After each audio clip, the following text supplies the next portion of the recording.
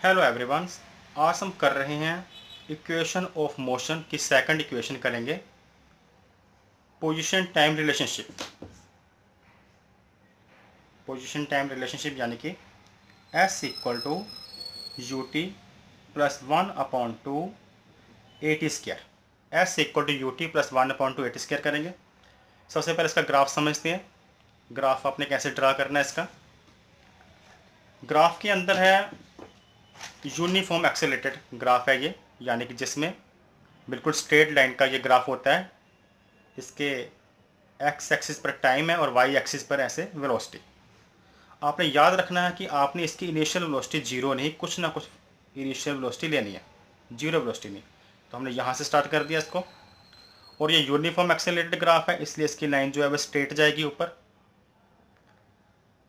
इसको हमने नेमिंग देंगे ए, इसका नेम आप दे सकते हो बी, और इसको अब नीचे मिला देते हैं। इसका नाम दे दिया हमने सी, और इसको यहाँ से भी अगर हम मिला दें तो डी। अब आपने इसमें याद रखना है कि जो ए से लेकर ओ तक है ये हमारी है इनिशियल वेलोसिटी। अगर ये ए से ओ यू है तो डी से सी भी यू होगी, क्योंकि ये लेंथ इसका डिस्टेंस सेम है यू। लेकिन बी से लेकर सी तक हमारी क्या है, फाइनल वेलोसिटी, जिसे हम वी से डिनोट करेंगे। अब इस ग्राफ को जल्दी से हम एक्सप्लेन करते हैं। और ओ से लेकर सी तक आपने याद रखना ये हमारा टाइम है। अब यहाँ पर बात हो रही है पोजीशन टाइम रिलेशनशिप की। पोजीशन मतलब डिस्टेंस की, तो हम डिस्टेंस का फार्मूला लगाएंगे। जो डिस्टेंस का फार्मूला क्या होता है, ग्राफिकली अगर करना हो तो ए बी कर्व के नीचे जितना भी एरिया इनक्लोज्ड है, वेलोसिटी टाइम ग्राफ का जो कर्व है उसके नीचे जितना भी एरिया होगा वो हमारा डिस्टेंस होगा। तो इसमें दो शेप बन रही है, एक तो इसमें ट्रायंगल बन रहा है, ट्रायंगल की शेप है, और एक इसमें रेक्टेंगल की शेप है। हमने इन दोनों के एरिया लेने हैं, एरिया को प्लस करेंगे। जो रेक्टेंगल शेप है वो है हमारी ए बी डी, और जो एरिया है वो है A D C O,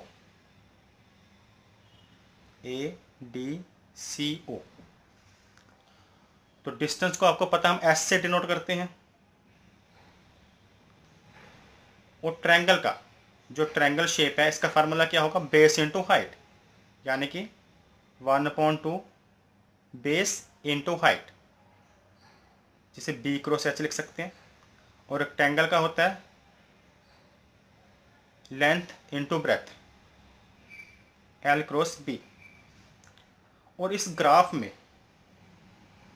base हमारा क्या है, अगर हम ट्रायंगल की बात करें, इस ट्रायंगल में बेस हमारा क्या है, ए डी। बेस हमारा ए डी है, और हाइट हमारी क्या है इसमें, कौन सी है ग्राफ में, B D, B D plus. Next अब बात करते हैं रेक्टेंगल की। रेक्टेंगल का फार्मूला है लेंथ इंटू ब्रेथ। तो इसमें लेंथ है ओ सी, ओ से लेकर सी तक, जा कह लो ए से लेकर डी तक, ओ सी हम लिख देते हैं। और ब्रेथ इसकी ए ओ या डी सी, ए ओ या ओ ए। इससे हमने ओ सी, इसको हमने ओ ए लिख दिया। ये हमारी ब्रेथ है बी, ये लेंथ। अब अगर हम इनके सिंबल पुट करें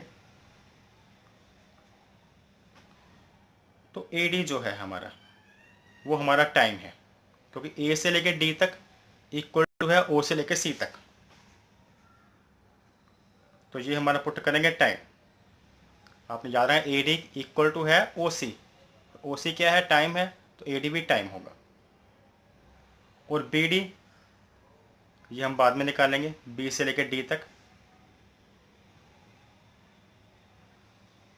प्लस। अब हमारा ओ सी क्या है, ओ सी टाइम है, टी यानी कि, और ओ ए, ओ से लेके ए तक यू। अब यहाँ पर हमारी वैल्यू रहेगी बी डी की पुट करने वाली। बी डी एक्चुअल में है क्या, बी डी है चेंज इन वेलोसिटी, कि स्टार्टिंग में वेलोसिटी थी हमारी ए से लेकर ओ तक, जो कि इतनी होनी चाहिए थी, लेकिन ये वेलोसिटी ए से लेकर ओ तक यहाँ तक होनी चाहिए थी, लेकिन वो इतनी बढ़ गई, यहाँ से लेकर यहाँ तक चेंज हुआ है, ये लाइन यहाँ से यहाँ चेंज हुई है। तो इससे हम बी डी की वैल्यू कैसे निकालेंगे? तो हमें ये क्लियर होगा, बी डी का मतलब है चेंज इन वेलोसिटी, और एक्सेलरेशन का फार्मूला क्या है? उसमें आता है change in velocity, change in velocity upon time. तो A equal to change in velocity, जैसे कि आपको पता है बी डी है, तो अपॉन टाइम, ये टी इधर चला जाएगा, A T equal to B D. तो बी डी की वैल्यू इसके अकॉर्डिंग आ गई ए टी। दोबारा से समझिए, जो बी डी था वो चेंज इन वेलोसिटी थी, यहाँ से इतनी वेलोसिटी थी इनिशियल, जो कि इतनी बढ़ गई। तो एक्सेलरेशन का फार्मूले में आता है change in velocity word, change in velocity upon time. तो चेंज इन वेलोसिटी अभी हमने बोला बी डी है, तो टी जब इधर गया तो बी डी की वैल्यू आ गई ए टी। तो यहाँ पर हम बी डी की वैल्यू पुट कर सकते हैं, S equal to 1/2 cross T cross A T plus, यहाँ प्लस प्लस का साइन था, और टी और यू को मल्टीप्लाई करके हमने लिख दिया U T.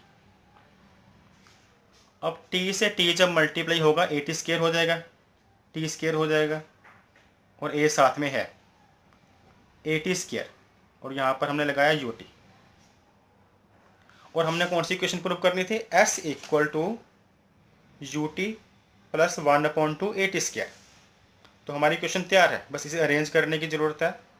S equal to U T plus 1/2 A T square. तो ये हमारी सेकंड इक्वेशन हमने प्रूव की है पोजीशन टाइम रिलेशंस की। So thanks for watching.